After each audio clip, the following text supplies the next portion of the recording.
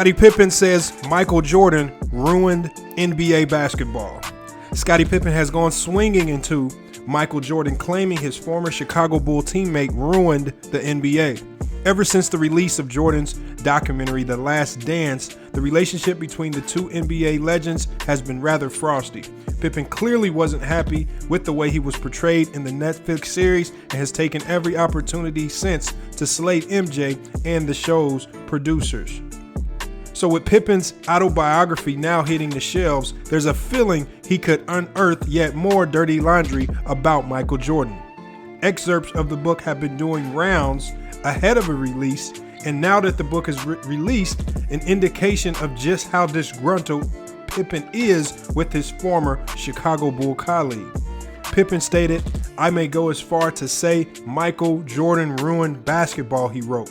He further stated, in the 80s, on the playgrounds, you'd have everyone moving the ball around, passing to help the team. That stopped in the 90s. Kids wanted to be like Mike. Well, Mike didn't pass, didn't want to rebound, or defend the best player. He wanted everything done for him. That's why I always believed LeBron James was the greatest player this game has ever seen.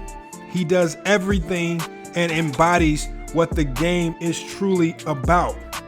Throughout the book, Jordan openly described Pippen as his best teammate of all time, a comment which clearly doesn't sit well with the man himself.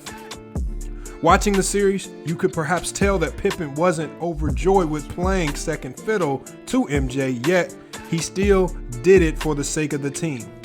That's what's special about playing for the Bulls, the camaraderie we establish with one another, nor that we felt blessed to be on the same team with the immortal Michael Jordan. He wrote, "I was a much better teammate than Michael Jordan ever was," Pippen stated. "Ask anyone who played with the two of us. I was always there with a pat on the back or an encouraging word, especially after he put someone down for no reason at all. I helped others to believe in and stop doubting themselves. When it comes to the GOAT debate, there's only one winner in Pippen's eyes. That's LeBron James. Michael Jordan was determined to prove that to this current generation of fans that he was larger than life during his day and still larger than LeBron James, the player many consider his equal, if not superior," Pippen also stated in his book. Pippen further went on to state they glorified Michael Jordan while not giving nearly enough praise to Pippen and also his proud teammates. In the second episode of The Last Dance, which focused for a while on Pippen's difficulty and upbringing with an unlikely path to the NBA, the narrative returned to MJ and his determination to win. Pippen was highly pissed at that episode.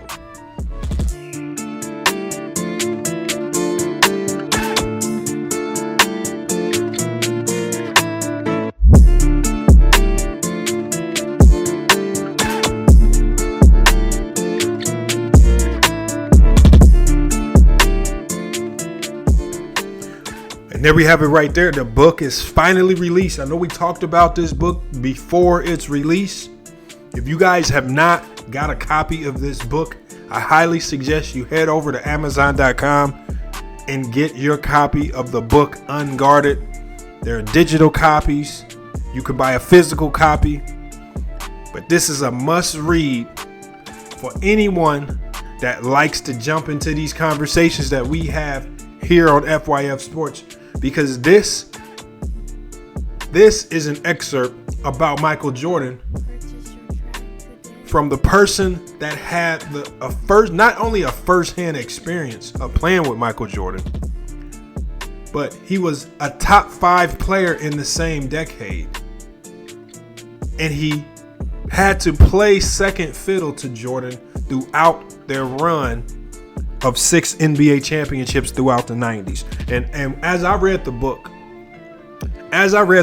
the most damning statement that I read, and you guys, this is why I implore you to get a copy as well, is when Scottie Pippen stated verbatim, he said, kids wanted to be like Mike. And you remember all of the commercials that we saw. When you go back and look at the older games from the 90s, we play them here on Flashback Fridays. You see the commercials, be like Mike. And he stated, well, Mike did not want to pass. He did not want to rebound or defend the best player. He wanted everything done for him. Now, I know these words, especially in the debates that we love to have, these words are hard to hear for 90s fans who believe that Michael Jordan and his game is superior to there's no equal. There's nobody who could be compared. Yes, Scottie Pippen said that Jordan didn't want to pass, rebound, or defend the best player. And you know what? That's been one of my arguments about Michael Jordan. I feel that one of the most overrated aspects of his game has been his defense. There have been a lot of defensive assignments that went to Scottie Pippen because Jordan could not necessarily handle them with the workload that he had on the offensive end. Does that take away from his greatness? No. There are so many other things that you can applaud and laud Michael Jordan for throughout his run through the 90s with the Chicago Bulls. To simply admit that he had flaws simply means you're being unbiased. But there are far too many times in these debates where people speak on Michael Jordan as if he was impeccable with no flaws in his game. And Scottie Pippen, the man who stood next to him, Scottie Pippen, the man who on that team could arguably be considered, outside of scoring, the best all-around player on that team. Pippen was the best passer.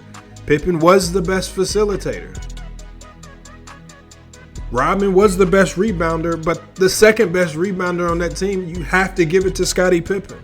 And so when you look at everything outside of scoring, Scottie Pippen led that team in those categories, and especially through many of those playoff runs. So again, this is a book that I implore a lot of people to read. Again, you're going to hear the slander for Scottie Pippen.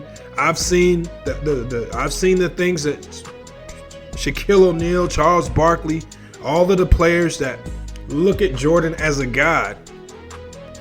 These players have come to Jordan's aid to slander Scottie Pippen, but can we simply discredit Scottie Pippen? Right? Can we simply discredit Scottie Pippen and say that the things that he's saying are false? Or do we have to take them in and give them some credibility because he did play next to Michael Jordan for so many years?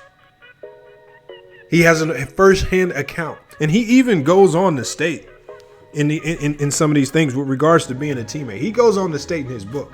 He says you can ask anybody that played against us who the best teammate on this team was. And he says everybody would tell you Scottie Pippen. Now, we all know, we've all heard the stories about how tough of a teammate Jordan was, how hard it was to play with him. We've heard about the fights. We've heard about the conflicts and confrontations, the one we heard about with Steve Kerr. We also heard about the confrontation with Horace Grant. We've heard about those things. But those stories with regards to being a bad teammate, we rarely, if ever, heard those stories about Pippen. But yet in The Last Dance, it emphasized and focused on probably the one incident in Pippen's career where he could be considered a bad teammate. And there are many people now, and even in these debates, that define Scottie Pippen by that simple move when Scottie Pippen refused to come in the game because Phil Jackson did not want to draw up the last shot for him in the year Jordan retired. And that was the game where Coach actually went on to hit the game winner. But and it seemed like in that documentary, that moment is the moment that defines Scottie Pippen more than anything. And so I think I can understand why Pippen took her back to The Last Dance. There are a lot of Bulls players, Craig Hodges, Luke Longley, a couple of the other players. There are a lot of players on this team that felt that the documentary just led one to believe it was Jordan versus everyone else, and the others on that Bulls team had nothing to do with the success of the Chicago Bulls and their run to the 6 championships. And this is why in our debates, I ask people, why is Scottie Pippen not the second greatest player of the 90s? Because he too is 6-0 in the NBA Finals. Yet when you ask people, is Pippen better than Olajuwon? Or is Pippen better than David Robinson or Charles Barkley? Well, in those debates, 6-0 doesn't necessarily matter. It's about their skills on the court. So we see people change their narrative, but this is something that we'll leave for a live stream debate. We'll open the door to have those conversations about, about who the GOAT is. But Scottie Pippen has LeBron James as the GOAT. Scottie Pippen has LeBron James as the GOAT because of the lone statement in his book, and I'll read it again. He says, Mike did not want to pass, did not want to rebound, and did not want to defend the best player. He wanted everything done for him. That's why I believe LeBron James is the greatest player the game has ever seen. He does everything and embodies what the game is truly about. Wow, and just what a statement from Scottie Pippen. What a statement from Scottie Pippen, the guy that played alongside Michael Jordan, won 6 championships similar, just like Michael Jordan, was a top 5 player in the 90s, one of the greatest defenders we've ever seen, and it just what a damning statement. And now his credibility is in question because, again, 90s fans did not like to hear anything negative being said about Jordan. And regardless of who says it, even if you are a credible source, even if you were there live in 4K, you're not very credible if you go against Michael Jordan and the nostalgia of the 90s. But you guys, let me know what you think about this video. Let me know what you think about the book. If you guys have the book, let me know what you think about the book yourself. Spam up the comments.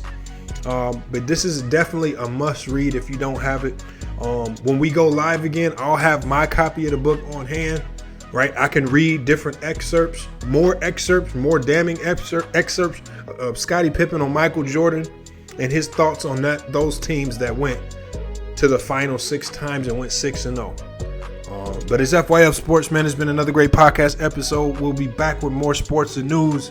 Again, if you have not been getting the notifications to these videos, and a lot of you guys have been saying, I'm not getting the notifications. I was even talking to Elder. He said, I didn't even know you dropped any videos this week. Okay, so just a quick solution for that is to click the unsubscribe button, then resubscribe again, and make sure you scroll over to that bell. You click the bell and click all notifications. You want to turn on the notifications once again. And I think that's been the fix to the notification issue. Also follow us on Instagram and Twitter, where we drop notifications of all of our videos and all of our live streams there as well. That way you don't miss a beat.